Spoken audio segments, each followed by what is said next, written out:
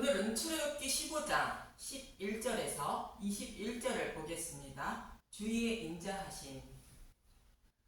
모세와 이스라엘 백성은 하나님을 찬송하고 있는데 스스로 약속하신 말씀대로 자신들을 바로의 노예에서 구원하신 여호와를 찬송하고 있는 것인데, 홍해를 갈라 이스라엘 백성을 마른 땅으로 건너게 하시고 애굽 군사들은 홍해에 수장한 것을 찬송하는 것입니다.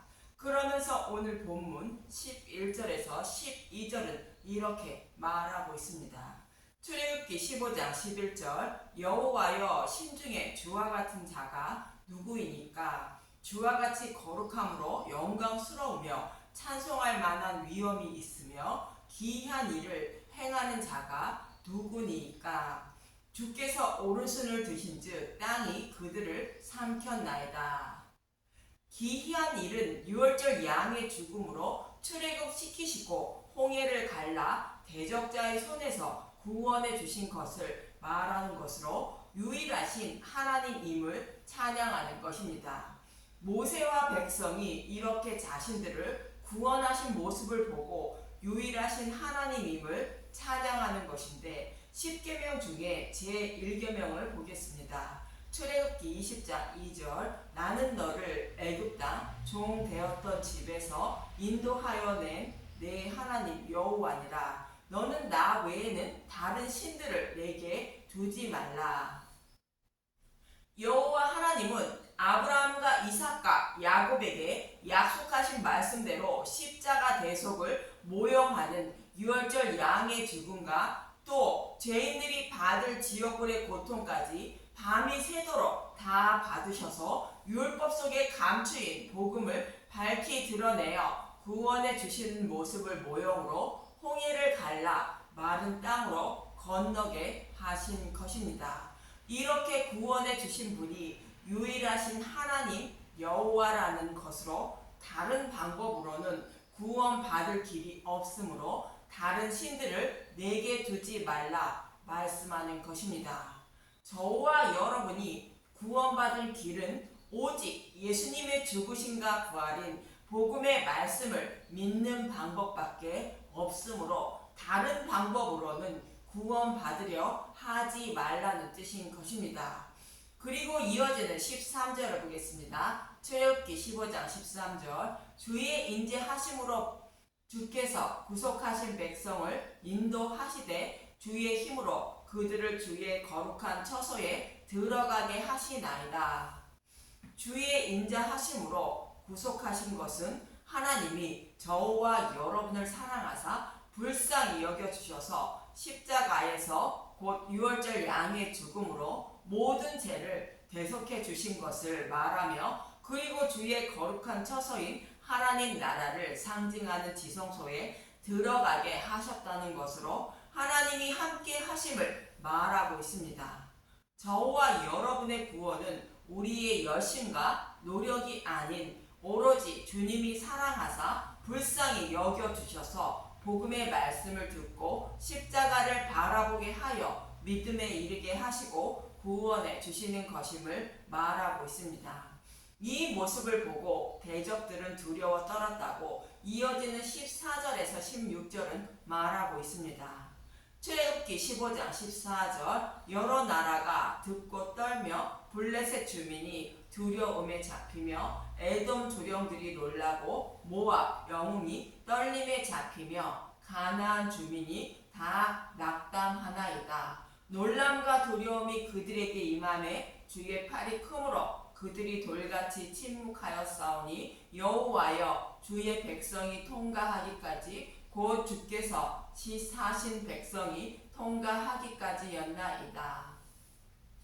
대적자들이 이렇게 두려워 떨었다는 것은 예수님이 십자가에서 죽으시고 부활하여 사탄의 머리를 밟은 것을 말하며, 죄인들인 이스라엘 백성을 구원하는 모습을 보고도 아무 말도 하지 못하고 침묵하는 것은 이미 예수님이 그들이 모든 죄의 값을 십자가를 통하여 다 갚아 주셨기 때문입니다.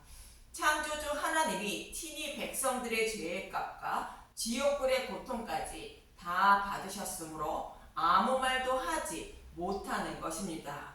저와 여러분의 죄값을 십자가를 통하여 다 갚아주셨으므로 사탄은 정죄하지 못함을 말합니다. 이렇게 십자가의 피로 값을 주고 산 이스라엘 백성의 모습을 이어지는 17절은 이렇게 말하고 있습니다. 출애굽기 15장 17절 주께서 백성을 인도하사 그들을 주의 기업의 산에 심으시리이다. 여호와여 이는 주의 처소를 삼으시려고 예비하신 것이라. 주여 이것이 주의 손으로 세우신 성소로소이다. 주의 백성을 주의 기업의 산에 심는다는 것은 그들을 사랑하사 불쌍히 여겨주시고 피로 값을 주고 사서 하나님 나라를 기업으로 주시려고 인도하고 계신다는 것입니다. 이들을 하나님 나라로 인도하는데 주의 처소로 삼는다는 것으로 주님이 그들과 함께 하신다는 뜻인데, 주의 손으로 세우신 성소라는 것은 그들의 마음에 성전을 세워주신다는 뜻입니다. 이 모습을 고린도전서 3장 16절은 이렇게 말하고 있습니다. 고린도전서 3장 16절 너희는 너희가 하나님의 성전인 것과 하나님의 성령이 너희 안에 계시는 것을 알지 못하느냐. 성령이 우리 안에 계신다는 것으로 저와 여러분이 하나님의 성전이라 말하는 것입니다. 이 말씀과 같이 하나님이 이스라엘 백성과 함께 하셔서 하나님 나라로 인도하신다는 것으로 마음의 성전을 세워주셔서 믿음에 이르게 하시고 구원해 주시기 위하여 유월절 양의 죽음으로 바로의 손에서 구원해 주시고 홍해를 갈라 마른 땅으로 건너게 하셨으며 바로의 군사들을 모두 홍해에 수장하여 구원해 주셨다는 것입니다. 이렇게 구원한 교회를 영원히 다스릴 것임을 본문 18절은 말하는 것입니다. 출애굽기 15장 18절 여호와께서 영원 무궁하도록 다스리시도다 하였더라. 이처럼 모세는 바로의 노예로 살아가는 이스라엘 백성을 구원하신 여호와를 찬송하고 있는 것으로 영적 애굽에 살아가는 저와 여러분을 여호와 하나님이 구원해 주셔서 하나님 나라를 기업으로 주시는 모습을 모형으로 말씀하고 있는 것입니다. 이스라엘 백성이 구원받은 것은 하나님께 무엇을 잘 보여서 구원받는 것이 아니라 하나님이 그들을 사랑하사 그들이 받을 진노의 심판을 유월절 양이신 예수님이 대신 받으시고 그들에게 복음의 말씀만 곧 살과 피를 먹고 마시게 하여 구원해 주신 것입니다. 저와 여러분에게도 오직 누르기 없는 복음의 말씀만 먹고 마시라 말씀하고 있는 것임을 잊지 마시길 바랍니다.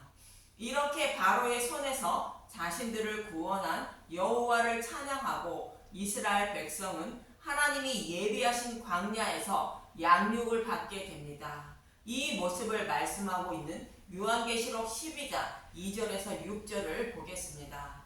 요한계시록 12장 2절 이 여자가 아이를 베어 해산하게 되매 아파서 애를 쓰며 부르짖더라. 여기서 여자는 구약 교회를 말하고 있습니다. 아이는 약속하신 메시아를 말하는 것으로 구약 교회를 통하여 약속하신 메시아가 오심을 말하고 있습니다. 그런데 이렇게 약속하신 메시아가 오시는 것을 방해하는 자가 있다는 것입니다.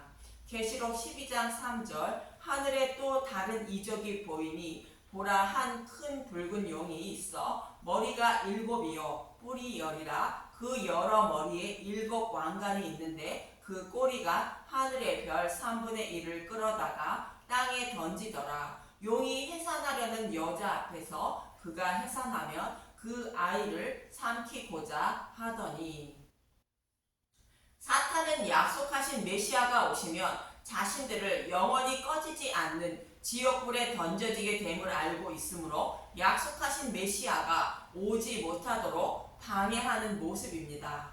그리고 이러한 방해에도 오신 예수님을 사탄은 십자가에 달았던 것입니다. 계시록 12장 5절 여자가 아들을 낳으니 이는 장차 천장으로 만국을 다스릴 남자라. 그 아이를 하나님 앞과 그 보좌 앞으로 올려가더라.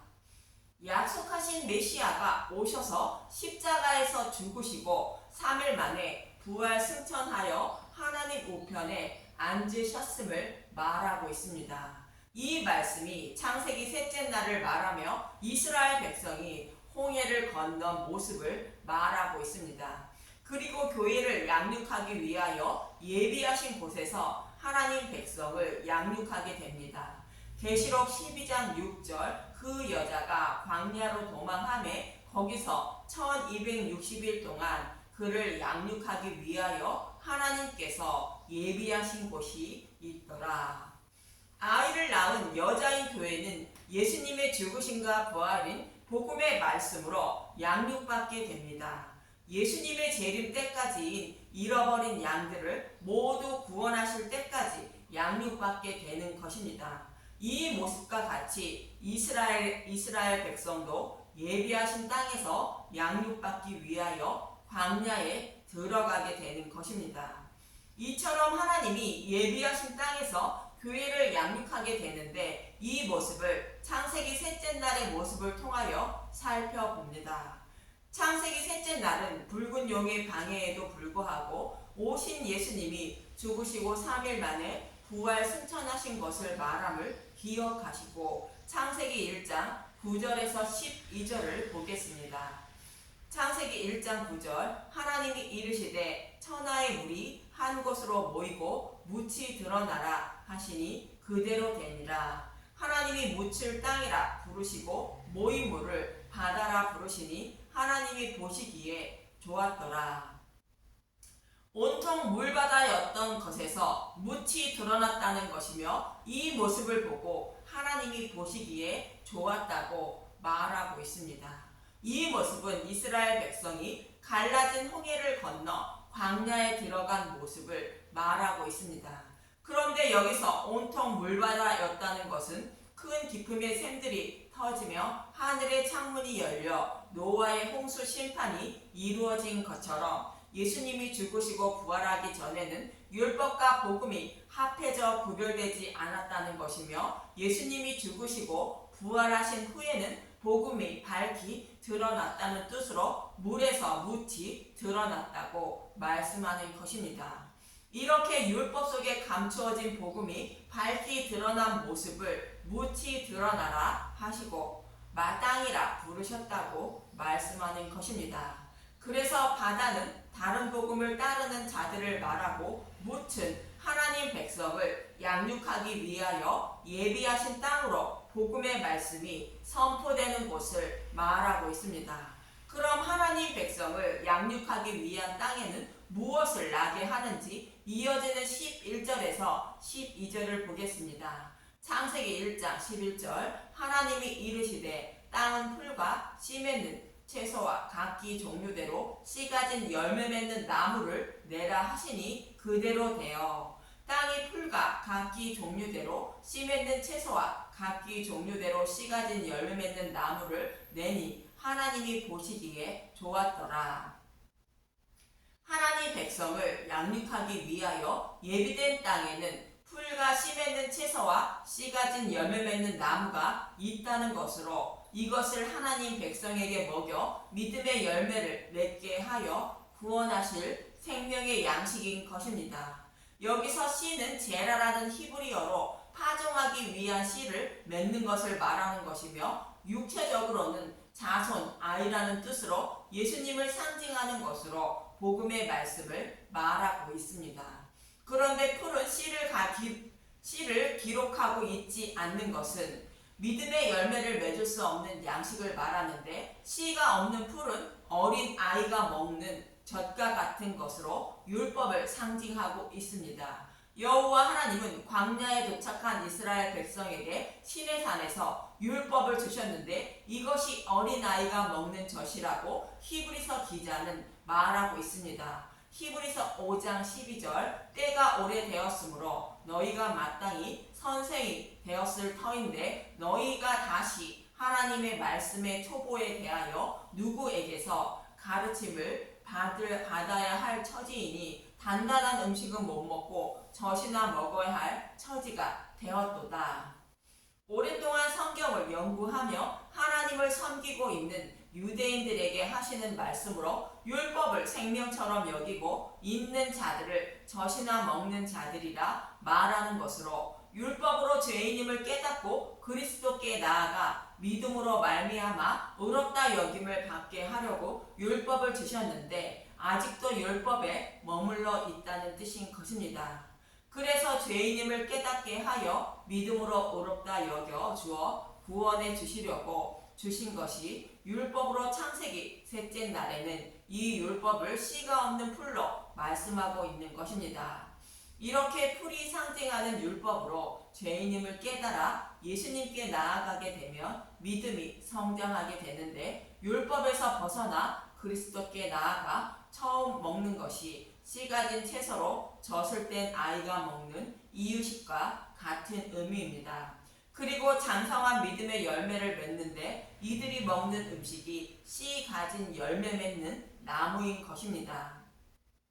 이렇게 말씀하고 있는 창세기 셋째 날의 말씀처럼 여호와 하나님은 이스라엘 백성에게 시내산에서 이 양식을 주시게 되는데 십계명인 율법을 주게 됩니다. 하나님은 젖을 상징하는 율법 속에 씨 가진 채소와 씨 가진 열매 맺는 나무가 상징하는 복음의 말씀을 숨겨져 주신 것입니다. 그래서 율법 속에 숨겨진 복음의 말씀을 찾아 먹게 하여 믿음에 이르게 하시고 구원해 주시려고 성막도 함께 주신 것입니다. 율법을 지키지 못해 죄를 범하면 그 죄를 사함받게 하려고 드리는 제물의 대속을 통해 율법 속에 감추인 복음을 찾아 먹게 하여 구원해 주시려고 성막을 주신 것입니다. 이러한 의미에서 예수님은 내 집인 성전은 기도하는 집이라 말씀하신 것입니다. 저와 여러분에게도 하나님이 자신의 백성을 양육하실 땅을 준비하시고 믿음의 용사로 양육하여 구원하실 모든 준비를 하신 것으로 복음의 말씀이 선포되는 곳이 하나님 백성을 양육할 광야인 것이며 저와 여러분이 가지고 있는 성경의 말씀이 저와 여러분에게 주신 생명의 양식으로 율법의 말씀으로 기록된 이 성경의 말씀에는 씨 가진 채소와 씨 가진 열매 맺는 나무가 모두 숨겨져 있는 것입니다. 그래서 처음으로 성경의 말씀을 대하면 율법의 말씀으로 보이며 곧 젖을 먹고 있는 자이며 믿음이 자라기 시작한 사람은 성경 말씀 속에 숨겨진 십자가가 희미하게 보이기 시작하고 곧 씨 맺는 채소를 먹고 있는 자이며 장성한 믿음의 열매를 맺는 사람은 구약이나 신약이나 모두 십자가에서 대속 제물이 되신 예수님의 십자가를 선명하게 바라보게 되는 것입니다. 이렇게 광야에 도착한 이스라엘 백성을 장성한 믿음을 가진 자들로 양육해 약속의 땅을 기업으로 주기 위하여 모든 준비를 마치고 이들에게 어떠한 양식을 먹어야 믿음의 열매를 맺어 약속의 땅을 기업으로 받게 되는지 마라의 쓴물을 통하여 모형으로 말씀해 주는 것입니다. 즉 장차 시내산에서 주실 율법을 먹지 말고 예수님이 십자가에서 복음으로 바꾸어 주신 것만 먹어야 한다고 마라의 쓴물을 통하여 말씀하고 있는 것입니다. 저와 여러분도 하나님이 예비하신 말씀 중에서 젖에 불과한 율법을 먹지 마시고 십자가에서 율법을 복음으로 바꾸어 주신 말씀만 먹어야 구원받음을 잊지 마시길 바랍니다. 감사합니다.